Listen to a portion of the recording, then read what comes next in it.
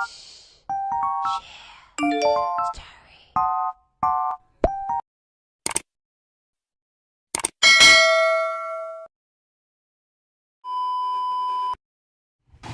guys, good morning. It's Monday and back to work na naman tayo guys. And as what you have noticed, bago nga pala yung lanyard natin and sobrang cute niyang tignan. So anyway guys, samahan niyo ako na pumunta na sa work. Let's go guys!